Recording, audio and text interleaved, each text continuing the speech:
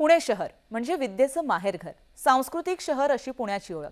मात्र पुण्याची ही ओळख आता बदलतीये का असा सवाल गेल्या महिन्याभरापासून विचारला जातोय. कोयता गँगची दहशत, पोर्शे कार प्रकरण, ड्रग्ज प्रकरणामुळे पुण्यात चाललंय तरी काय असा प्रश्न सध्या उपस्थित होतोय. त्यातच आता पुण्यात नामांकित हॉटेलमध्ये ड्रग्ज विक्री होत असल्याचं समोर आलं.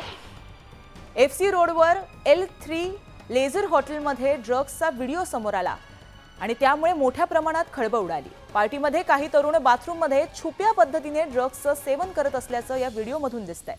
या प्रकरणी गुन्हे शाखेनं 5 जणांना ताब्यात घेतलंय. हॉटेल मालकाला पोलिसांनी ताब्यात घेतल्याची माहिती समोर आली आहे. तर या व्हायरल व्हिडिओची सध्या मोठ्या प्रमाणात चर्चा होतेय. फॉरेन्सिक तपासणी सुद्धा या प्रकरणी केली जाते.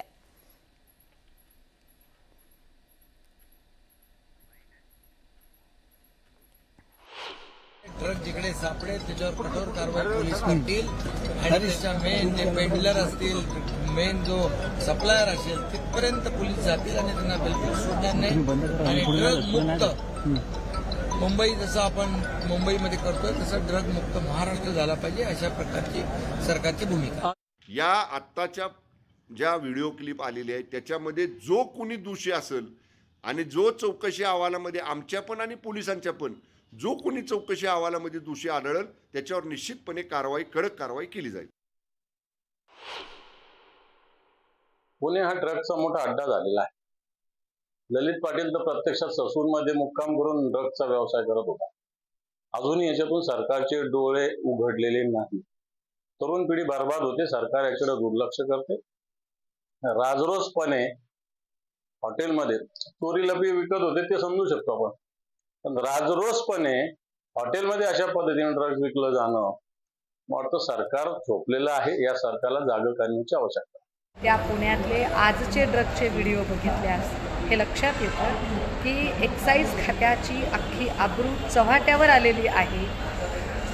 शंभूराजी, आता तुम्ही कुणावर अब्रू नुकसानीचे दावे ठोकणार आहात? अंमली पदार्थांच्या या प्रश्नावर सातत्याने करोडोंचे साठे ज्यावेळेला आढळतात त्यावेळेला माझी सरळ मागणी आहे की एक्साईज मिनिस्टर शंभूराजे देसाई यांनी नैतिकता म्हणून आपल्या मंत्रिपदाचा तात्काळ राजीनामा द्यायला हवा. पोलिसाला सोशल मीडियामधून ह्याच्याबद्दल एक व्हिडिओ मिळाली आणि त्यामधला कॉन्टेंट समोर आला. ते तात्काळ पुणे पोलिसांनी शिवाजीनगर पोलीस स्टेशनची टीम त्या ठिकाणी पोहोचली. त्यांनी त्या ठिकाणी जाऊन त्याचे जे DVR आहे CCTV चेक केले, व्हेरीफाय केला. ते समोर आला की त्यांनी असा प्रकार घडलेला दिसते. मग त्यांना आता पोलीस स्टेशनला त्या लोकाला आणलं आहे आणि त्याच्याकडे जे इन्व्हेस्टिगेशन आहे, विचारपूस सध्या चालू आहे. त्या ठिकाणचा जे बार आहे त्या बारला सुद्धा आता सीज करण्यात आलेला आहे. त्यामध्ये एक्साईज डिपार्टमेंटची सुद्धा सहभाग झालेला आहे. ते पण घेऊन त्यांनी पण आपल्या स्तरावर जे काही आहे लीगल कारवाई केलेली आहे.